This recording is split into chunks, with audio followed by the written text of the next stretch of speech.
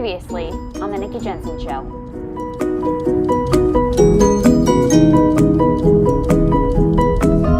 So important for moms and for women to feel empowered about their money. And today I am talking to Sylvia Chierchia. You know, money can just become a cause of such stress and anxiety, and it's something that I think all women just really need to deal with because we don't want to be feeling that way. You know, being a mum and having kids is one of the most important jobs. No one teaches kids about money at school. Rarely was it spoken about at home.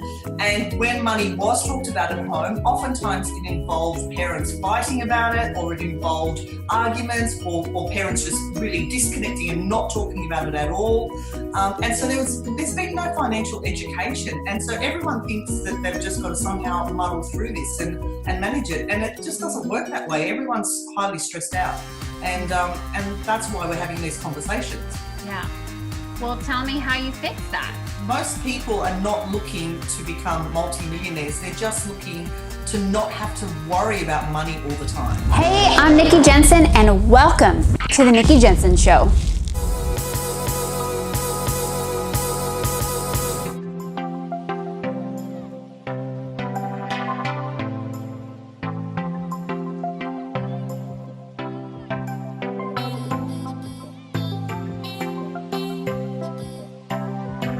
Hey, and we're back. How did you like last week's episode, part 1 with Sylvia?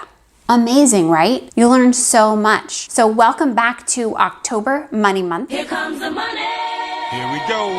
Money talk. Here we go. Hey guys, it is Nikki Jencen from the Nikki Jencen Show, and it is Money Month. It's October, and we're making money. Making money. I am so excited because there are so many good things that are happening this month. I want you to be aware that this month you are going to change your financial life for the better. So if you're struggling to make ends meet and you're finding yourself swallowed up in debt, or you're looking at how fabulous everybody else's life is and you're not, then something needs to change. And this show is for you. So my guest today, Sylvia, is going to teach you everything you need to know about your finances and how to be a rock star and how to get through these financial struggles. So what you're going to learn in today's episode is that you're going to become aware of your feelings surrounding money. What is your financial blueprint? Look at your money mindset and your belief system around money. What do you actually want to do with your money? Focusing on debt creates more debt. Now, welcome to part 2. Making more money with Sylvia Chierchia. How do you start a business, first of all, without any sort of background in business? How can you make money for yourself without having that education, I would say? Yeah, that's another massive topic about starting a business. Look, when I first started my business, I was working 3 days a week, and I knew that I wanted to start working for myself. And I basically just started. So my background was bookkeeping. And so I just started doing some bookkeeping at home, and I would put, go into Facebook groups or whatever and say, if anyone needs a bookkeeper. And eventually that grew enough on its own, then I could let the job go and then, continued on and grew my business. So that's a great way of doing it. You can go and do business courses, you can go and do all sorts of things, but all of these things require money and a lot of time. So if you've got a skill, in finance, if you've got a skill in graphic design, or marketing or anything like that you can freelance and actually just get some money, extra money, even if it's just a bit of pocket money for the family or for you, for your shoes or for your coffee or whatever it is, then you can just do that. It doesn't have to turn into a full-blown business with 10 staff. It could just be you while the kids are asleep or while they're at school, you can just do a little bit of stuff from home to make some money, to contribute and just to give you that satisfaction. And you can just start it that way. It just really depends on what you want to achieve and what you see for yourself in the future. Just for a bit of extra money, if you've got a skill that people will pay for, I would be promoting that any which way to your friends, family, local communities, online. Just go for it. Make some money. Wait, Sylvia, let me intervene this interview for just one moment because I am so excited to announce this. I have been waiting for a whole, I don't know, 6 months, really, to get this news out. And it's really not finished yet, and I really shouldn't be telling you this, but I just can't wait. I want to thank Sylvia for mentioning that moms should start a business. I think that's mind-blowing, but why aren't more moms starting businesses? Hey, look, I've been in your shoes, mamas. I want to help you create the business that you want for your life, that you've been dreaming of. So look, if you want to learn how to start a business and to make money while taking care of your little ones at home while they nap or whatever, I will teach you how. So stay tuned at the end of the show for more information. Now back to the show. I definitely agree.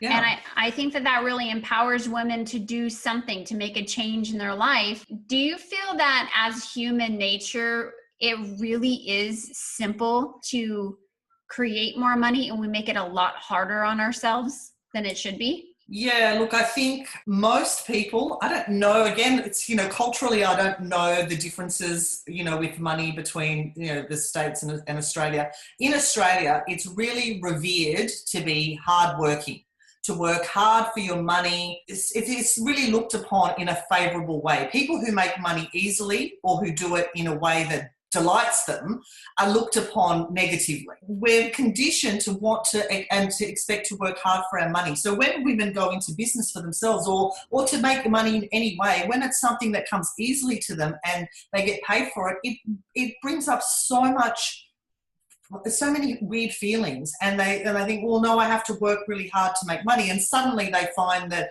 they're chained to their desk, even if it's at home, and they're sacrificing time with their family, and that was never their intention. So yes, I think that people can make making money much more complicated than it is. I think people make managing money much more complicated than it is.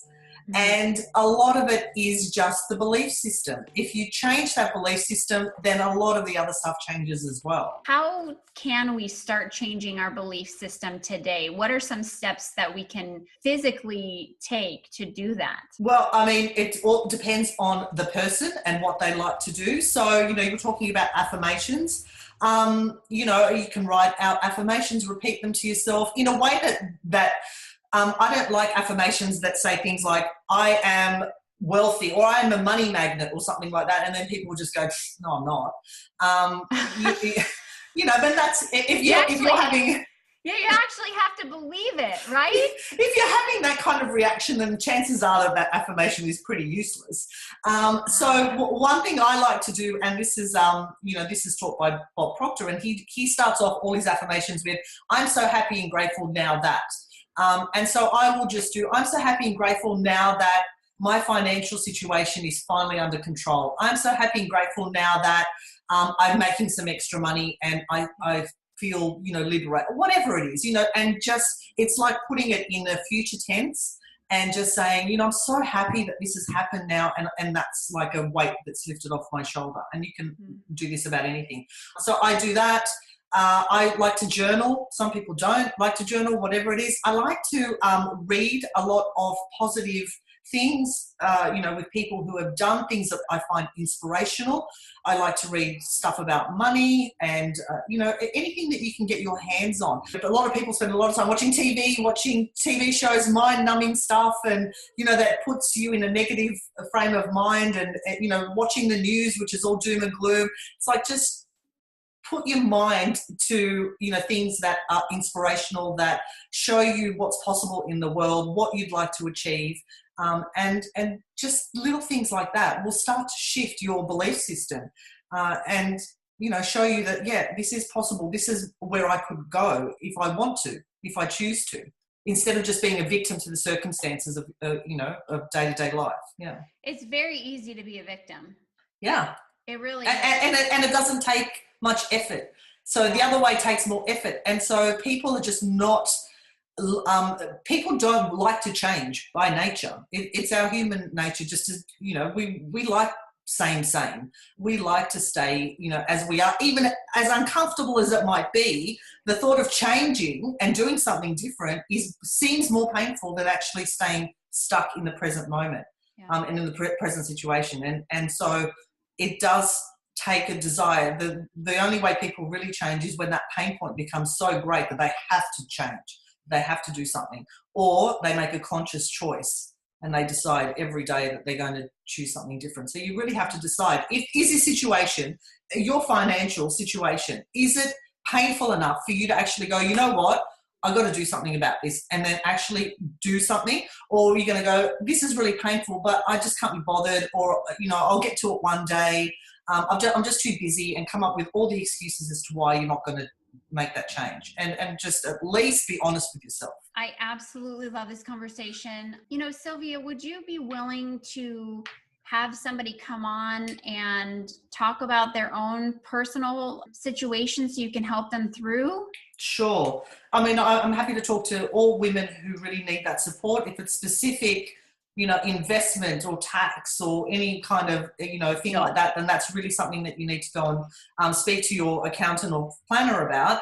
But of course, I'm happy to speak to anybody, because I just think that just even a woman standing up and asking a question is exciting for me, because then it's like, well, people are starting to change their consciousness, and they're starting to see that, what, I can do this, or I can change this. I have the power to do that. And that is great. And that's what this whole thing is about. That's what this whole conversation is about. Exactly. Yeah. I want, because you are empowering women to make a financial change in their life. And that's why I reached out to you. And I didn't care where you were in the world, because I know that you're helping women feel empowered and feel like they can make a change. They can grab a hold of this kind of like a demon, essentially, and choke it and say, enough is enough. Yeah. And you're telling them it's simple. You're going to get through this. You're going to soar past it and see the light at the end of the tunnel.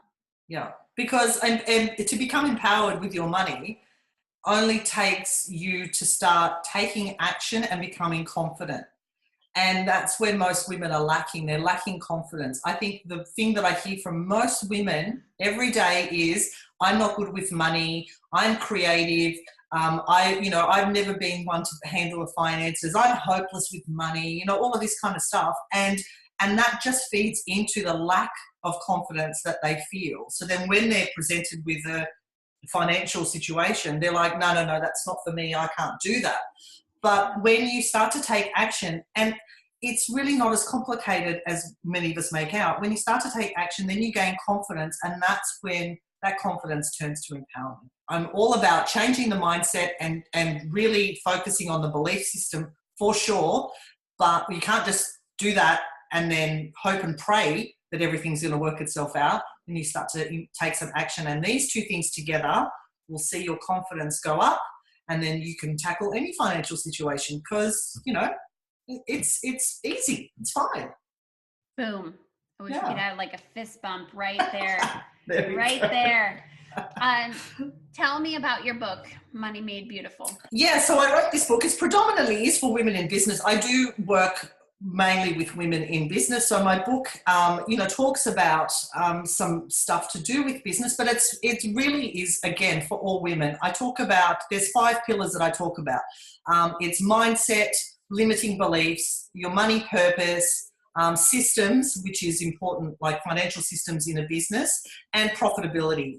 So these last two are, pretty much geared towards people in business to help them have, proper accounting systems, making a profit in their business. But so much of it still relates to everybody. It's all the same. We need to change up our mindset. We need to know what we want our money for. This is another thing that people don't know, what they want their money for. They think it's to just have more money, but that doesn't mean anything. What do you want to achieve? Do you want the house? Do you want the, education for your kids? Specifically, how much do you need? And like really working out that kind of stuff. So that's what I talk about in my book. And it is specifically for women to become empowered around their money. Well, I love the title, Money Made Beautiful, because often we make money look bad. Yeah, money can feel bad when there's lack of it, and then we speak so disrespectfully about money, and then we wonder why we don't have any. Right. It's like, would you hang out with you if you were speaking to somebody like that? You know, it's just, it's, you know, we need to start treating money like a beautiful tool that will help us lead our best life and also help other people. You can't do any of that if you don't have money. Mm-hmm. Mm-hmm. So why are we, you know, just being so hard and disrespectful and negative towards money when it can be such a fabulous, beautiful tool?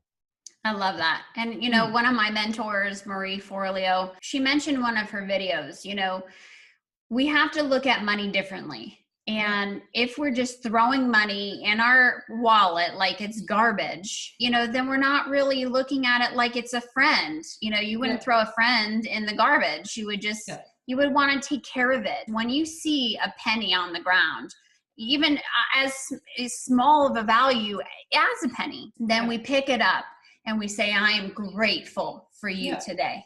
Yeah. I thank you for all of my wealth and all of the things that money can buy me. Yeah, absolutely. And also, you know, something that people find really strange is that I tell them to give thanks to their bills when they come, because they have the money to pay for their electricity and for their food and for their, you know, their insurances or whatever. You know, you have these things are a privilege, and, you know, be grateful that you have the money to pay for them. And if you're struggling to pay for those things, then it's that time to really start to, you know, dig into what's going on and how can we improve the situation so that, you know, we can change the way we feel about a bill each time it comes and our finances, rather than just being full of anxiety. And one thing that I talk about in my book is, and specifically for business owners, is to separate their money out, you know, into different accounts. And I think that this is something that all people can do in their personal accounts as well. And I really recommend it, is just separate things out, so that a lot of people had grandmas who had like envelopes, and then they would put a certain amount of money into each envelope to pay for each sort of thing. And that's a great way to manage finances as well, just by separating things out and not having it all clumped together and being confused about it. So there's so many ways that you can, you know, deal with your money that makes it interesting, that makes it not so complicated, and just actually doing something. Just taking a step every day. I love that, Sylvia. And, you know, another thing that really helped me was to not depend on my card so much. You know, that piece of plastic doesn't have the same energy factor that money does. You know, what helped me is to connect my energy with the same frequency as money, you know, with the real green stuff, whatever color your money is, I have no idea. Or all the money in the world. I don't know what color it is, but whatever it is, it has a frequency and it has a vibration. And those cards that we use, they don't. You know, it's just plastic. They have a meaning behind them, but it doesn't have the same frequency. So to really come in and, you know, treat the money as if it was beautiful and if it was your friend, and, you know, carry it around with pride. Yeah. That's what I do now. That's what I do now. And I only really use money, like hard cash. Yeah. And it's what I'm finding is it's really hard for the young bucks in the world to even count back money, because we've become a plastic card society. And that's really unfortunate, because we're having a disconnect with actual green money. Yeah. Or whatever color it is in the world. Yeah, ours is multicolored. Multicolored. I love it. Ours should be multicolored too. But do you know what I'm saying? Is that it's really a disadvantage. I think that we should really portray to moms right now to teach your children the value of having the money, the real money, and to save it up and to see it collect in a jar or a box and watch your money grow like a tree. Yeah. Yeah. So. And I'm a stickler with my kids and their money in their wallet. I just will be like, put it in order, put it neatly, just show your money respect. And I get asked by a lot of mums, particularly about how do I teach my kids about money? I find this question really interesting, because it's the same with everything. Kids learn by what you do, not by what you say. So you can say all the things in the world about how they should be saving and putting money here and there or whatever. They will watch you and they will listen to what you say. So be very mindful of your words and be very mindful about how you're speaking about money.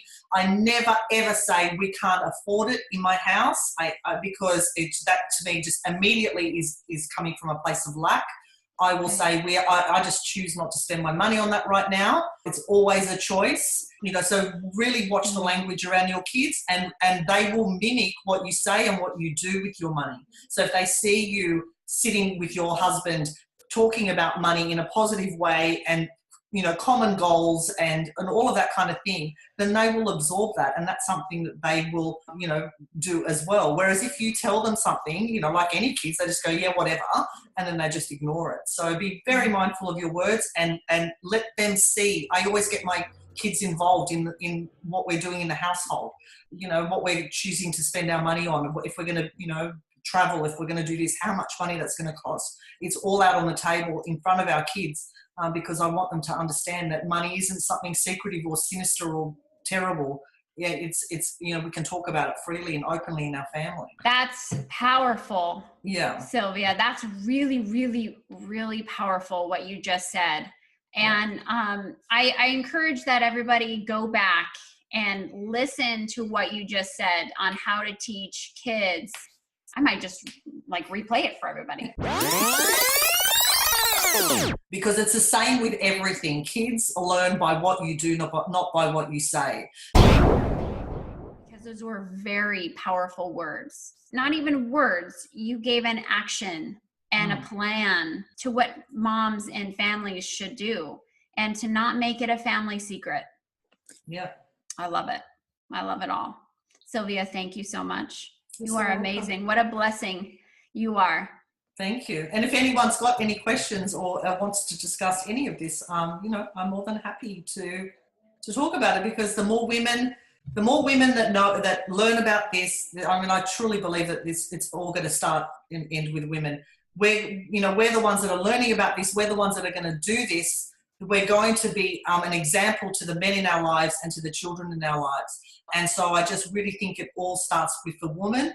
And the more women that can say, yes, I'm ready to learn and I'm ready to do, the better. And the more heads we can unbury, the better. So totally any questions or anything, then I'm up for it.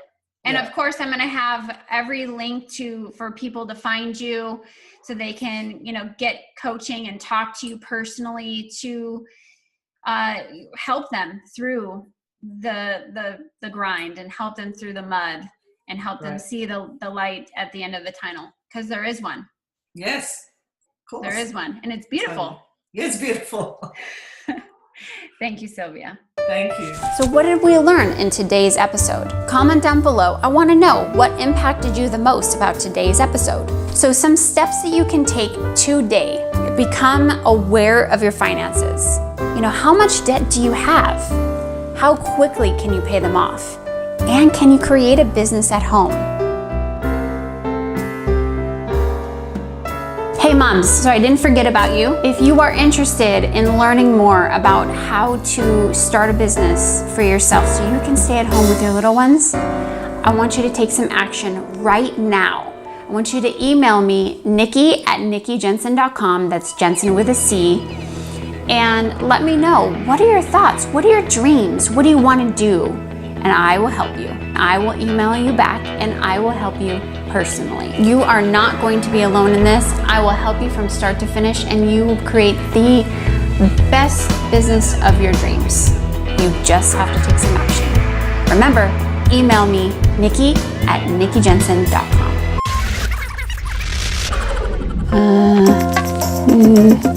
Nope, that doesn't make any sense. It is September. It is not September. It is October.